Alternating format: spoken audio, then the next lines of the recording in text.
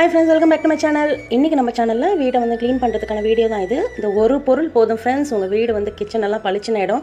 இப்போ உங்களுக்கு அந்த டிஃபரன்ஸ் தெரியும். இந்த பக்கம் பாருங்க நல்லா க்ளீனா இருக்கு. இந்த பக்கம் அந்த எண்ணெய் பிசுப்பு அந்த கரையா இருக்கு. இது எப்படி க்ளீன் பண்ணலாம்னு சொல்லிட்டு உங்களுக்கு இப்போ நான் காட்ட போறேன்.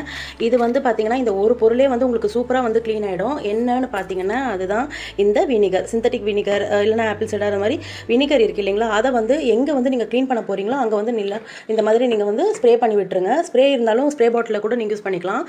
இந்த மாதிரி க்ளீன் பண்ணுறதுக்கு ஃபுல்லாக அப்ளை பண்ணிவிட்டு ஒரு 5 நிமிஷம் போல் விட்டுருங்க. விட்டுட்டு க்ளீன் பண்ணலாம் பார்ப்போம். இது வந்து ஜஸ்ட் இப்படி அப்ளை பண்ணி விட்டுடுங்க. இப்போ ஒரு 5 நிமிஷம் கழிச்சு நம்ம க்ளீன் பண்ணலாம்.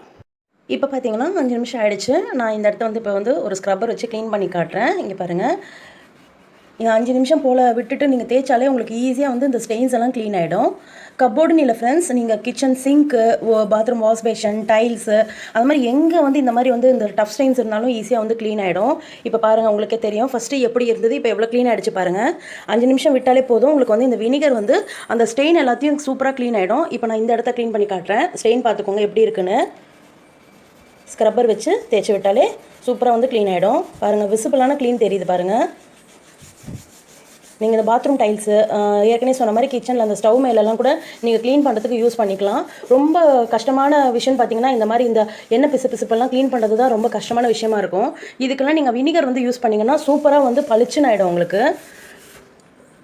இப்போ பாருங்கள், கப்போர்டு வந்து சூப்பராக க்ளீன் ஆகிடுச்சு. தெரியுதுங்களா ஃப்ரெண்ட்ஸ்? உங்களுக்கு டிஃப்ரென்ஸ் தெரியுதுங்களா? இப்போ கீழே பார்த்துக்கோங்க, கீழே எவ்வளோ அழுக்காக இருக்குது, மேலே எவ்வளோ க்ளீனாக இருக்குது, நீங்களே பாருங்கள். இங்கேயும் நான் க்ளீன் பண்ணி காட்டுறேன். இங்கே வந்து நான் வந்து விடலை, அந்த ஏற்கனவே விடும்போது அந்த சில ட்ராப்ஸ் அதில் விழுந்திருக்கும் இல்லைங்களா, அதுக்கே லைட்டாக விழுந்ததுக்கே பாருங்கள் சூப்பராக க்ளீன் ஆகிடுச்சு. இன்னும் நல்லா இந்த இடத்துலலாம் ஃபுல்லாக நீங்கள் வந்து ஊற்றி விட்டுட்டு ஒரு 5 நிமிஷம் 10 நிமிஷம் விட்டுட்டு க்ளீன் பண்ணிங்கன்னா சூப்பராக ஸ்டெயின்ஸ் எல்லாம் க்ளீன் ஆகிடும். இப்போ உங்களுக்கு நான் ஸ்டவ் ஆண்ட இருக்கிற அந்த டைல்ஸில் உங்களுக்கு இப்போ இந்த டைல்ஸில் பார்த்தீங்கன்னா அந்த கரை தெரியுது இல்லைங்களா, இதுலேயும் அந்த மாதிரி நீங்கள் வந்து அந்த வினிகர் வந்து நீங்கள் அப்ளை பண்ணிவிட்டு நீங்கள் க்ளீன் பண்ணிடலாம். இப்போ பாருங்கள், நான் இந்த இடத்துல வந்து வினிகர் விடுறேன். ஸ்ப்ரே பாட்டில் வச்சு நீங்கள் ஸ்ப்ரே பண்ணி கூட யூஸ் பண்ணிங்கன்னா அது இன்னும் ஈஸியாக இருக்கும் உங்களுக்கு அப்ளை பண்ணுறதுக்கு. இப்போ பாருங்கள், இந்த இடத்த வந்து நான் க்ளீன் பண்ணி காட்டுறேன்.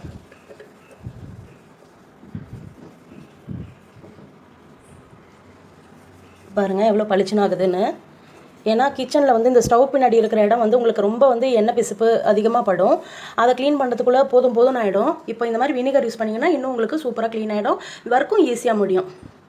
என்ன ஃப்ரெண்ட்ஸ், வீடியோ யூஸ்ஃபுல்லாக இருக்குங்களா? இன்னும் நிறைய வீடியோஸ் அப்கமிங்கில் இருக்குது ஃப்ரெண்ட்ஸ். உங்களை நான் நெக்ஸ்ட் வீடியோவில் மீட் பண்ணுறேன். அது வரைக்கும் கீப் சப்போர்ட்டிங். பாய்.